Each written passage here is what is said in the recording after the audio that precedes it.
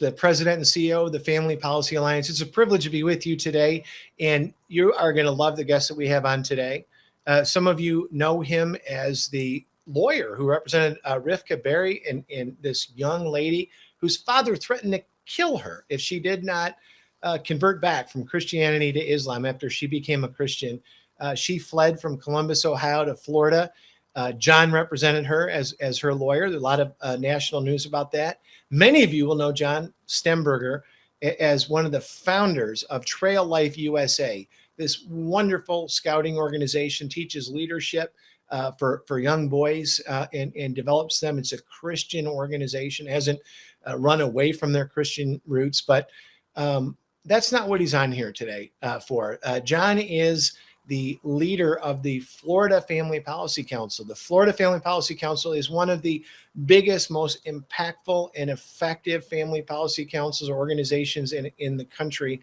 And right now, a lot of us are reading in the news about the work that John Stemberger and his amazing team are doing there in Florida. And so we're going to welcome him to the show. John, it's a privilege to be with you today. Thank you so much for being with us. Hey, Craig, great to be with you again. Yeah, and so there's a lot going on. Before I start into the questions, though, we want you to share this. We want you to comment. We want you to do this because this is a big deal. As we talk about these things, everybody's wondering what's going on in Florida. We're going to talk about it right here. So please post this on social media. John, you know what we're going to talk about. There's this big dust up that there are some people that think that people go to college to teach kids reading, writing, and arithmetic, how to bend pipe cleaners, how to cut construction paper, how to learn math, science tables, that they're qualified to teach kids about sexual activity between the ages of 5 and 8 years old. Most parents, doesn't matter if you're Republican, Democrat, Christian or not, think that's a bunch of nonsense. And Florida is putting that into law. What's going on? Why is there a dust up? Why is this even controversial? Tell us about what's going on with House Bill 1557. It's amazing how crazy everything has become in our world. And with every bill that comes to the legislature, I always ask the question, what is the problem and what is the problem we're trying to solve with the bill?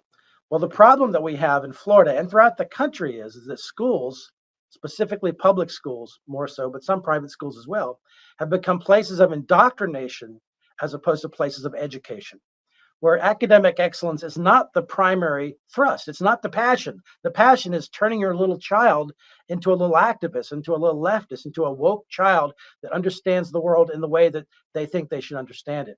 And so this has created enormous problems. The transgender movement especially has been very, very aggressive in trying to introduce children to concepts like what is your gender pronoun, or forcing them into somehow choosing to choose their, gender at an early age. And it's really, frankly, it's a form of child abuse, and it shouldn't be happening. And that's why the bill is there, to protect children and to force parents to be involved. And if children's going to act out in certain ways, the parents need to be there to know what's going on.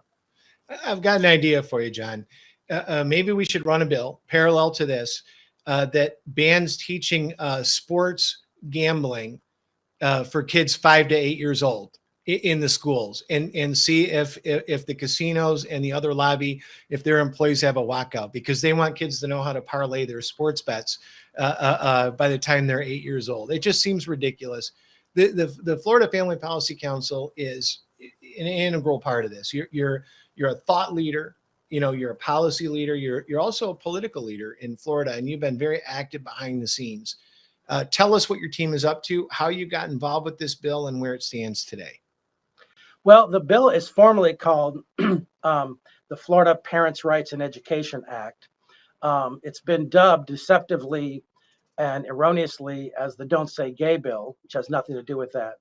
But it has passed the Senate and the House. It is waiting for the governor's signature. Governor Ron DeSantis, any day now, really will be signing this bill, we anticipate. He's already announced his support of the bill. It's been national news, his negotiations with Disney and all the things that have happened with Disney. And everybody's now kind of joking it's DeSantis versus Disney. And I can assure you DeSantis is going to win in that match. I love that. So let's unpack both, if it's okay with you. Governor DeSantis, he came into office. Florida's a different state. It's a very diverse state. A lot of people didn't know what kind of leader he was going to be. Did he waver on these kind of issues ever, or is he really showing himself to be consistently on the side of parents and families and children?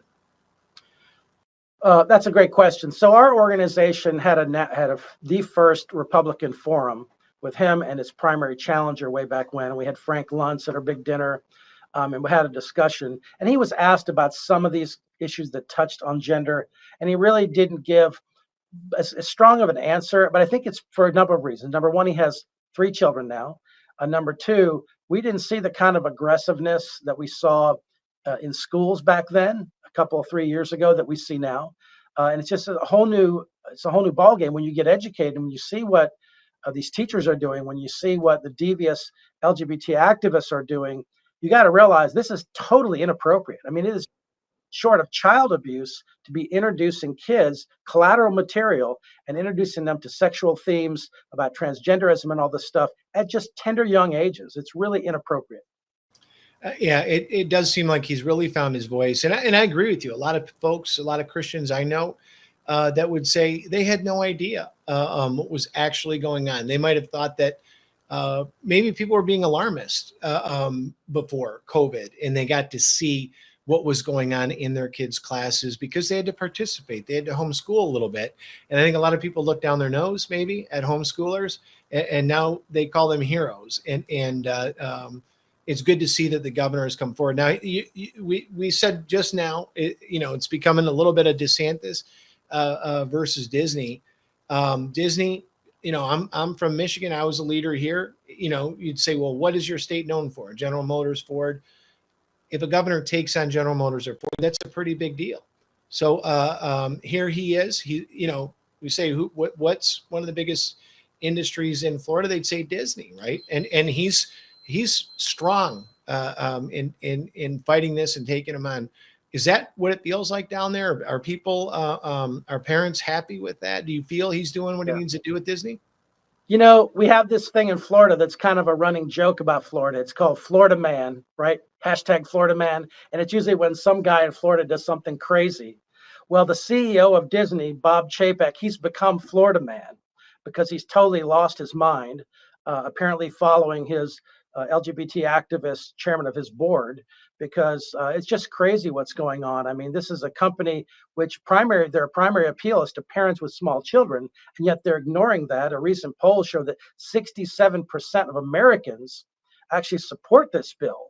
They don't want to see these sensitive topics introduced to small children, but yet they're just charging right ahead and committing to, defeating these types of bills in the future. And it's really nonsensical, doesn't make any sense at all. And it drives against their own market forces in what they're trying to do. And I think that's why it makes it such an important debate here. Again, we're talking about 5-year-olds to 8-year-olds being taught adult sexual content of any stripe, but the people that are offended by it are the gay and transgender folks, not the people that are heterosexual people are saying, well, okay, don't teach them about heterosexual sex. And by the way, I think we would all support going further than 8 years old and talking about that stuff. But we've hit a nerve, and Disney is doing what, unfortunately, again, this is one of these things where a lot of people would have thought, no, Disney's not actually doing that. We've seen them slide this way. We've seen their standards slip. We've seen how they treat their child actors. We've seen the content come in. We've seen how they have removed any form of faith from the families that they feature in their films.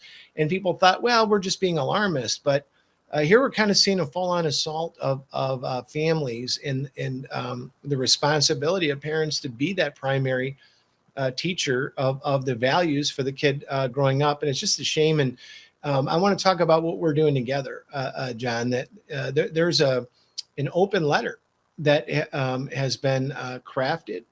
Tell us a little bit about the open letter. Tell us what the letter says in it first, and then we'll get to what we want people to do with it and what we hope some of the outcomes could be. Sure, Craig.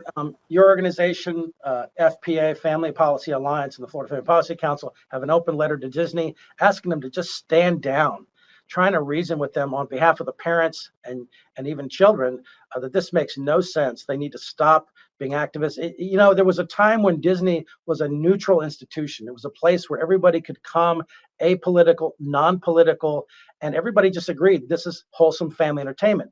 They've totally destroyed that space, that safe space, if you will, in our culture. And now it's become politicized. They're clearly left-wing, and they've become enemy number one of parents with small children. So we're asking everybody to sign the open letter, join with us, make a statement to Disney and to the world, and take a stand. And we think this could have a significant influence on the outcome of the Disney's future. Right. Because they're committing now to defeat these types of bills in the future is what they're trying to do. And what we're calling for in the letter too is pretty common sense stuff here. It's not saying go out and you have to be baptized and you have to go through a purification ritual or, agree with us on everything that we say. It's really talking about what you're talking about. Could you please go back to neutral? Could you please just provide wholesome family entertainment again? Isn't that a fair characterization of what we're trying to get across to them? And Craig, I don't know what Disney's mission statement is. I'm sure they have to have a mission statement somewhere, but it can involve getting involved with public policy regarding LGBT issues that parents and little kids oppose. I mean, it's talk about mission creep. This is just insane. And when the CEO of a company can't even control the employees, the point where he's going to let them all walk out and go out on Interstate 4 here in Central Florida just to protest while guests are sitting around doing what I don't know in the park. Yesterday it was all happening. So it's just madness that this is all happening, and it's being condoned by the CEO. Well, I think it's shocking, and I'm so personally so grateful, and my whole family, for the work that you're doing down there in Florida. Again, we're talking with John Stemberger. He's the president of the Florida Family Policy Council, a nationally recognized leader in his own right, but getting a lot of national attention with the work that he and his organization are doing right now. We want you to comment on this story. We want you to share it with your friends, because listen, I get my news in Michigan where I live, and I don't trust a lot of the national news media with hearing what's going on the ground. But we have one of the leaders in the fight to protect life, to protect religious liberty, to protect families in Florida, and he's given us the scoop, and he's telling us that this is the real deal, that this is a big war. It does affect us because Disney's products and services affect all of us globally, not just in the United States of America. But this is a huge win, John. Don't you think it's a win? Tell us about how this passed through the legislature. Well, it was fiercely opposed in every way when the Democrats in the legislature realized they were going to lose. There were some Democrats that voted for it, but it was mainly down party lines. There were some Republicans that did not vote for the bill. But they basically appealed to Disney and said, hey, you're not doing your part to help us kill this bill. And initially the CEO was like, hey, we'll do more to support LGBT causes. And they gave a $5 million gift to the Human Rights Campaign in Washington, D.C., $5 million. And Craig, they said, no, we don't want it. We want your actions. Actions are more important than your money. So then they had to double down again. And then that wasn't even good enough after he opposed the bill publicly. Then all the employees said, no, we're going to walk out and we're going to protest to tell Disney that in the future, if you don't do these kind of things, then we're not going to participate. So it's just really ridiculous what's happening. But yeah, Governor DeSantis has been a rock. I am so proud of him. He is just standing for what's good and right and beautiful, and standing up for parents and small children and saying, let the chips fall where they may. And so he is tough as nails, and rightfully so. Well, it's an amazing story, and it's a privilege to be hearing it firsthand, folks. It takes a lot to pass these bills under that much pressure, and it takes a lot, to have an organization as well run as the Florida Family Policy Council. Tell us a little bit about your organization, John, and for those of you that this is the first video you've seen from us, there are 40 similarly situated organizations that the one that John Stemberger leads. But tell us a little bit about what you're doing down there in Florida, what your organization is up to, and what you stand for. Sure. So for the past 17 years, we've been working in this space of trying to deal with all the tough social issues that are controversial, that we believe go to the foundation of the human experience. What is a human life? What is a family? What is a marriage? And what is conscience? What is human liberty, right? These are very basic concepts. And a lot of groups just want to run away from these concepts. They don't want to deal with these fundamental issues that really define us as a people, as a human civilization, and as a republic. And so that's our space. We think it's a special space because no one else is really prophetically speaking into these things. So we want to be the voice of the church, but also a voice to the world to make sense out of all the madness that's happening. So we lobby in the legislature, we do events, we train pastors, we're involved with helping train young people. We do quite a bit. Our website is flfamily.org. That's flfamily.org to get more information about our organization. And you'll see that link here. It'll be posted in the chats and the other areas. We do want you to share this, and we want you to support the Florida Family Policy Council because they need this kind of support. This isn't easy. Our opponents fling around $5 million checks, and they're so flush with money, they can decline $5 million and say they don't even need it because their cup runs over right now. If you're attacking a family, you're going after kids, that's where corporate America is right now. But we need people like you to support the Florida Family Policy Council, the Family Policy Council in your state. If you don't know how to find them, you can come to familypolicyalliance.com and you can look at our alliance and you can go directly to those states. We've got a lot of initiatives going on and you can be directly plugged in with them. And we want you to support your state organization as you support us in the national work that we do. And to that end, John, I want to just wrap up with you're talking to a national audience right now. They all want to know what's going on in Florida. They all want to know what's going on in Texas with the Texas heartbeat law. We've got a great audience, and they're going to hear you, and I know they're going to want to be involved. Let's first of all remind them about the letter. And you said we want them to sign the letter, right? We're going to give them a chance to do that at the Family Policy Alliance. In our emails and in John's emails, and we're doing the media together on that. But I want you to give our audience some encouragement because it seems like we're under assault every day and that there aren't a lot of victories. Tell us what this victory means. Tell them what they mean to organizations like yours, the legislators that you served and the governor as they're doing this work. Well, I am very, very encouraged, Craig, for many reasons, but for one reason is people are waking up. People who were not political, soccer moms, Joe Lunchbucket, guys just listening to Howard Stern on the radio, they're waking up and they're realizing the government is out of control. And the pendulum is swinging so far to the left in just crazy land, people in the middle are waking up. And let me tell you something, that is dangerous for our opponents because they want them to fall asleep. They want them to be non-engaged. But when they realize the world is going crazy and they realize where it's coming from, who the real opponent is, then things start changing politically. So I'm very encouraged about what's happened. I think we're going to see a tsunami of pro-family candidates and pro-parents' rights candidates like we saw in Virginia and when the next election. So I'm very encouraged about what's happening in the culture, in the church, and in political structures.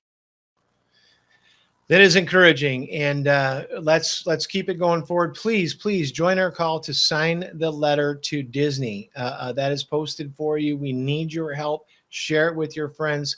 Let's push back. Let's protect our kids together. John Stemberger, it's been a privilege to have you on the show today. God bless you and the Florida Family Policy